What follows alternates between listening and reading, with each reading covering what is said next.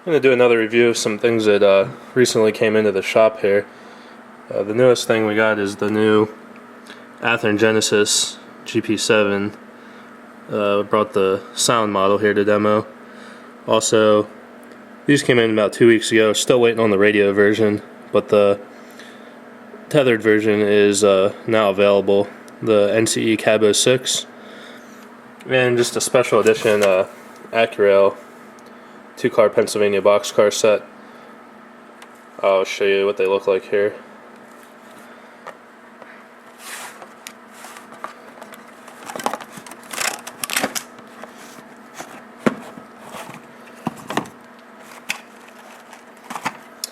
One's a double door and the other one's a plug door.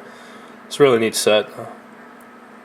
They come with the standard Acurail trucks and Acumate couplers, but recommend putting some Proto 2000 wheel sets and KD couplers, and that's about all you really need to do to these cars to make them ready to go.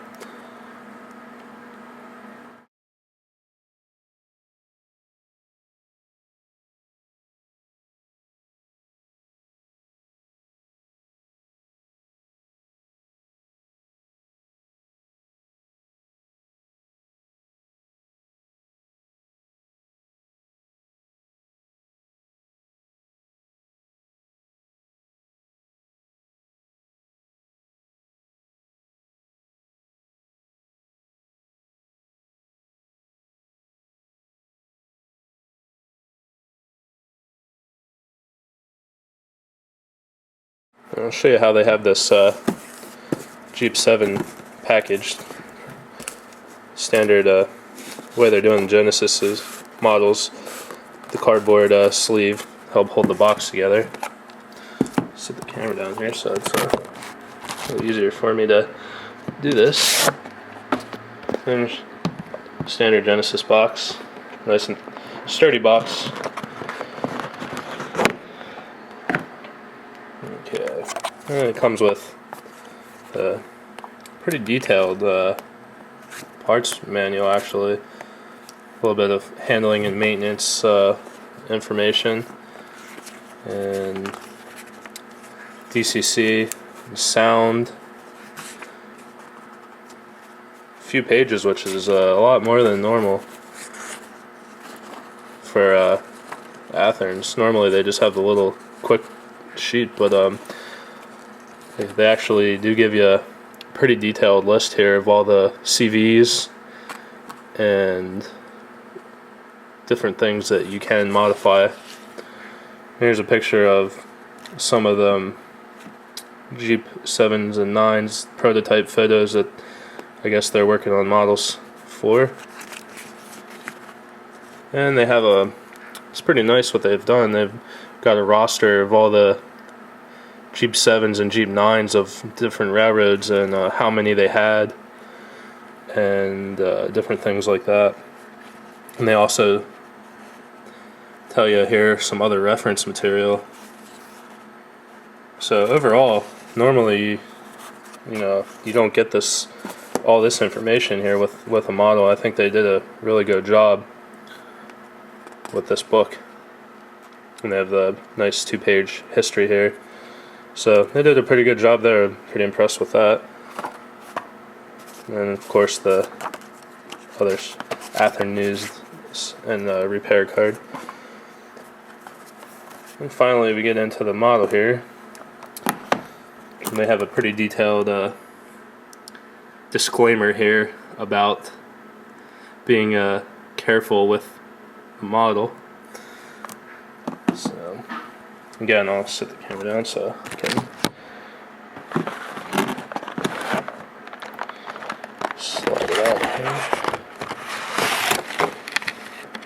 here. And just have one clasp on the end here. Pop it up, and the top opens. Get the model out of there.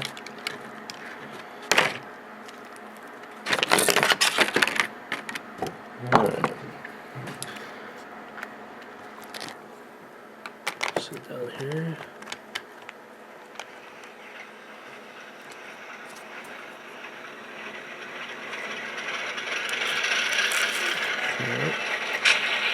Look at that phone there. There you can hear it fired right up.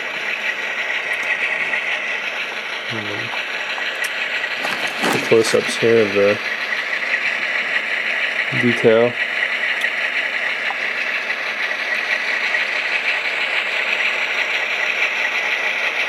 One of the nice see-through fans on the roof here.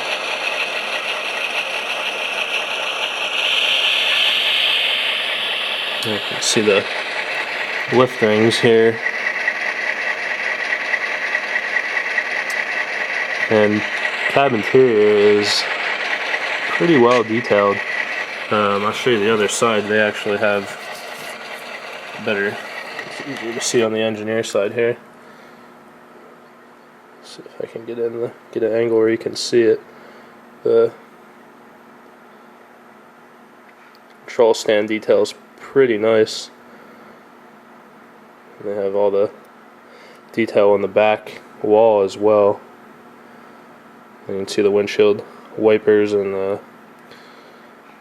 all that detail. The other thing, Genesis models are starting to incorporate on a lot of their diesels is sanding tubes. See if I get the focus here. It's hard to see them, but there's a good shot of one there. They have all the way around on the model.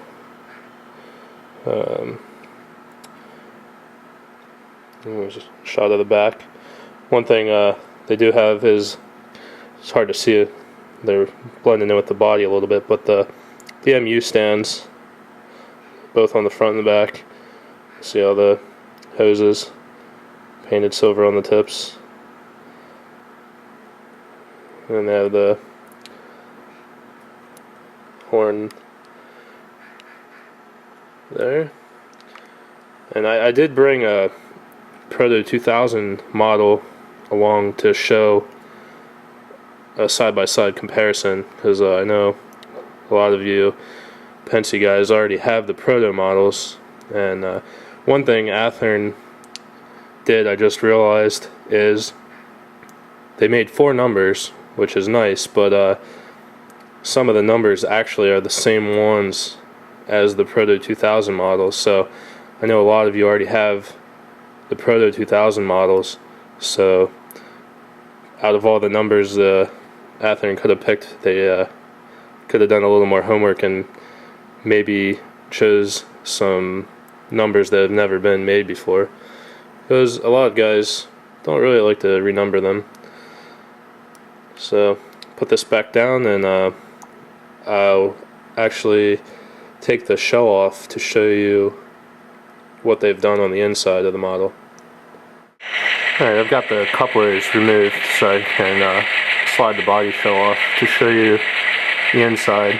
I also wanted to point out the speed recorder cable they do have on the conductor side of the locomotive.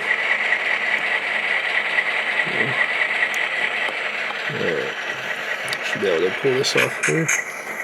You hear the volume drops dramatically when you take the shell off. You have a rectangle speaker with an enclosure mounted in the back of the locomotive. It's a 8-ohm speaker. And then they have the soundtracks board here. And the motor, actually, I'll have to show you the other side. Flip it around. Oh, we got it flipped around. I'll show you the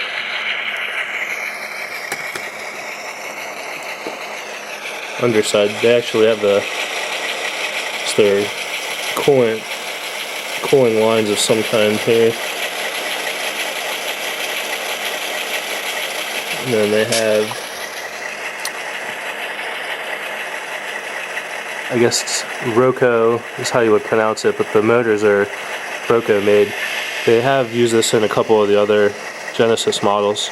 It's a pretty nice, smooth running motor. So you can see how they've got the inside laid out.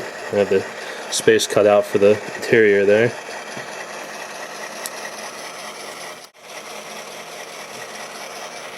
Actually, while I have it open like this, I'm going to get another model that I've been working on here for some comparison.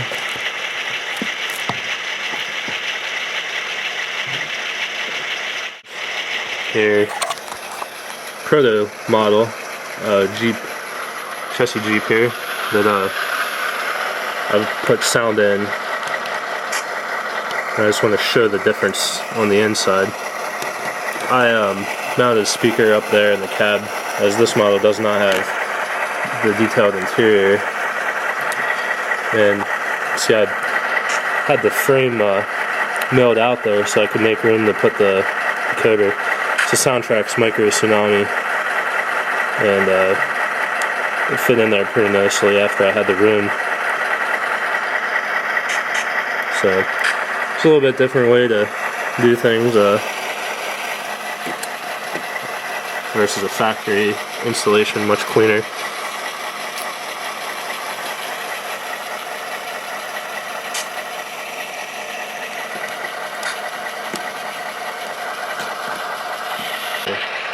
Just do a volume comparison on the two. I'll pull the Genesis off the track for a second. This is the installation that I did with QSI 8-ohm mini oval speaker and enclosure versus here we'll do the Athearn factory installation job with their a little bit bigger enclosed speaker, but I think I'm getting pretty equal volume out. Now this one's probably could get notched up a little bit with the CVs, but they both sound pretty good.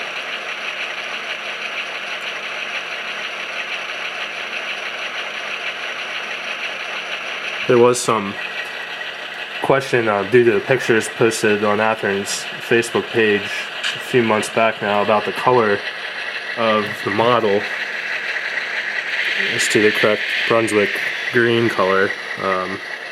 Now obviously camera and lighting come into play, but it'll be easiest to see here. I'll go grab the Proto 2000 Pennsylvania Jeep to do a side-by-side comparison. The colors are definitely different between those two models, so I'll let you guys see them side by side here. Alright, this is the Genesis model here on the right, and this is the Proto 2000 on the left. I actually happened to grab the same number here, so it'd be a pretty good comparison. You can see that colors are definitely different.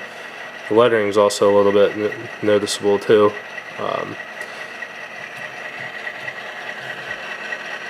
The Genesis is a little shinier, also a little darker than the Proto 2000. Proto 2000 fan detail here compared to the Genesis. Also, you can see that the horn on the Proto 2000 model is on the nose, 2 bells forward, 1 back, versus the 3 bells facing to the rear on the Genesis model. A couple other things. The tread on the Genesis model is smooth, looks smoother than the Proto. There's some detail there, but it's a lot more noticeable on the Proto model. That could be because the Proto one's not quite to scale as far as the tread. Not a big deal. Another thing, like I said, on the front of the Genesis model, you do have the MU stands, whereas the Proto model does not have those. And the grabs on the Proto model are a little bit thicker than on the Genesis model. The Genesis model does have metal grabs, and the hoses aren't painted on the Proto model, which is not really all that big of a deal. The other thing that's pretty noticeable is the fuel tank on the Proto model as compared to the Genesis. There's a lot more detail with the hoses and piping and things on the Genesis model. It's hard to see it here. I'll try to get a better shot there. So it's a tough call if you already have the Proto models, and I don't know if it's worth trading the Protos in on the new Genesis models, because it is possible to add sound to these models. So unless you're a real diehard Penske guy, and you can probably point out the details that I've missed as far as to Pennsylvania specific, but both pretty good models overall. Obviously it's going to be harder to get a hold of the Proto 2000 model, as they haven't been made for a while, but they come up pretty regularly, train shows and online auctions and things. But Genesis models are still in pretty good stock. We still have, I think, one of each number at least left in stock. Well, they've only been in the shop for a day or two now, so that could change pretty quickly. But there you go, there's the two models side by side. Also want to do a quick review of the Cab06 throttle from NCE. A lot of people have been waiting for this one for a little while. It's been announced for... Alright.